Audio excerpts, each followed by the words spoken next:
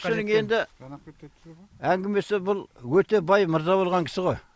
Сол атағыменен Құдай мырза ма, Жұмай мырза ма деген сөз шыққан. Ол енді тектен тек шықпаған, оның бір эпизодын осы Мәулен балама бір келіп аралап айтқанымыз бар. Мына қай жылдар екен, кешегі қиыншыл уақыттарда ғой. Мына Туатай жақ Лувеннің. Сол жақта қарақшы болып 15 жігіт ұйымдасып күн көрген екен бір уақыттарда. Енді жоқшылықтан ғой бәрі. Соны бірақ олай демеген, соны кәсіп қылған, жаңа ошақтарын ан жерде мөздені қуып келеді, елге бітіріп береді, сонымен күн көріп ел асыраған болып жүрген. Барымташы. Сол күндердің күнде бір күні осы көреді, Тоғайдың бойында мал жатқанын. Бұл кісінің малы жаңағы 1000 жылқы болды дейді. Ол енді есебі жоқ жылқы ғой, Тоғайдың бойына алып жатқан. Соны бұл кісіден қасиетті кісі болса керек, бір күн сол күзде жылқыны аралап көрем деп, түннің бір уақытта жылқының ішінде өзі жүрсе, 15 салтатты Тоғайдың арасынан шыққанда қиқулап, 2 айғыры ерде бөлі бар қуғанда кеткен ғой. Бұл кісі ішінде бірге кеткен. Содан сол жылқыны да ғаламат қой жүрсі. Лувенен бір шыққан ғой. Бар суға құлатқан, енді жарықта құлап тұр ғой. Сосын бір қасы біреуін жұмсайды, жылқыны кейін қашып кетпесін, қайырып тұр деп. Ана өлесіне шауып көреді, ой өшіне кісі жүр деп. Ойына алған кісі. Алып кел мұнда. Деп әкелет, сосын келгесін жаңағы, ал сен кімсің? Мен Жұмай дейтін кісімін. Сөйдегенде жаңағы тұрған ішінде қарақшының біреуі, ойбай бұл кісіге тие көрмеңдер. Бәлен уақытта мен бұл кісіден бір ат мініп кете бердім, бері жақпын. Көлік сұрап бердім, бір жуасат берді, балдарына ат мініп кете бердім, бір сондай мырза кісі деп жаңағы сөйдеп әңгіме дейді. Сонымен бәрі тоқты, енді біреуі тұрып, ішінде құмырақшы болған, құмырақшы, мә, артта бір дауыл кел жатыр. Ал енді бәріңді қырат. Батырдан сауға сұраңдар, әйтпесе мынау реті жаман дейді ғой. Ол Құлжабай дейтін атамыз екен. Жаңағы қайда ол, итқаранын өскен, ол кісінің мәйті осы Тоғайдың бойында. Сол кісіні жаңа батыр қылып ұстайды екен. Әлгіндей қуғыншы дегесі. Жұмайбайдың батыры. Иә, батыры. Жаңа Құлжабай деген. Оның ең аты кім білсін? Құлжа дейтін де бір ірі аңның несі ме? Сондай қойды ма? Иә, қайдан білейік.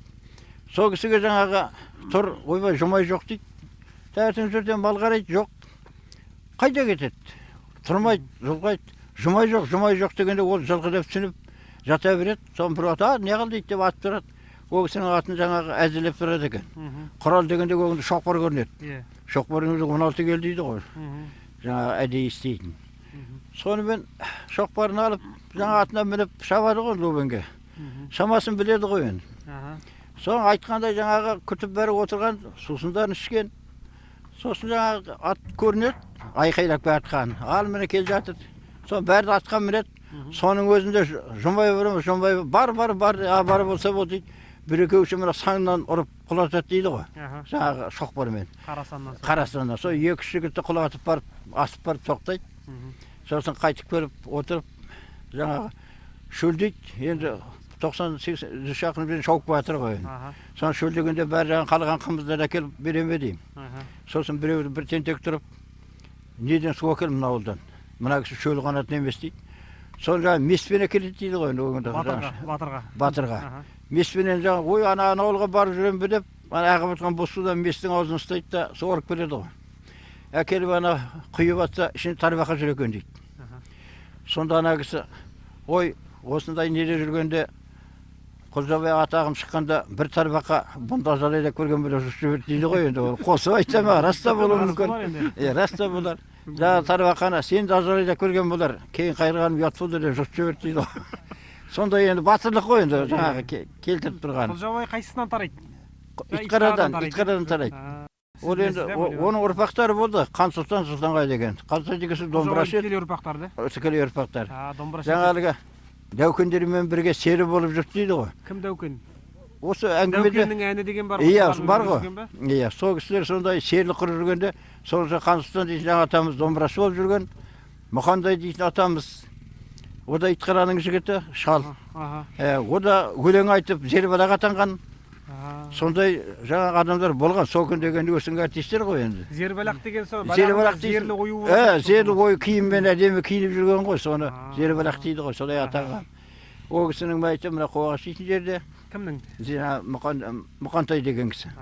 Бізден мен көрі қалды, беректе қайтты Ақтайды. Осындай кісілер сол жаңағы сосын ойбай кешір. Кешірем. Елге қайтайық. Босқа тұрмаңдар дейді. Бәрің жүріңдер дейді. Сосын жаңа жігіттер жылқынай деп елге келеді. Келгесін балдарына ал мына қонақтарды мықтап қонақ етіңдер. Қысырын тайын сойыңдар. Ағаш үйтік деп жаңа қонақ етеді. Олар аң-таң. Ойбай бізді бұлар енді ойлайды. Бізге бір шара қылдыратын болар енді. Ең болмағанда дүре бар ғой соғатын. Жоқ үйтпейді. Отырып бәрін қонақ қылады.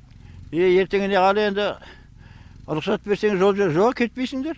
Bir жұма қонақ болыңдар, демалыңдар. Сіздер ергіп жүрген жоқсыңдар. Сіздер не қылса да шаруаларың ұқсамай жүрген балдарсыңдар. Сендер мені қарақшысы қойыңдар. Мен бір ат мінгізем. Сосын бәріңе жоқ болса келіп бірігіп мені сыйрап мал алыңдар. Шаруашылық құрыңдар, өзіңгі бизнесің реті соң ақылды. Деп олар әуел сенбейді, сол күн келесің тағы қонақ қылады. Бәріне шапан кигізіп, бір ат мінгізіп қойып жүрген ғой. Сондай айтты дейді ғой, ойпымай Құдай мырза ма екен, мына Жұмбай мырза ма екен, кім мырза екен деп жаңа кісі. Соны айтудан елдің халқы сол күнде бір қатар айтады дейді. Осындай бай кісіге барып, біздің сол қарақшылар мал әкелуді қойды деп. Ұрлықты қойды дегені ғой енді. Сондай, о да бір сабақ қой үлкен енді. Осындай үлкен атақты болған кісі. Үлкен парасатты тұлға болған. Айтатын жоқ. Сондай мықты кісі.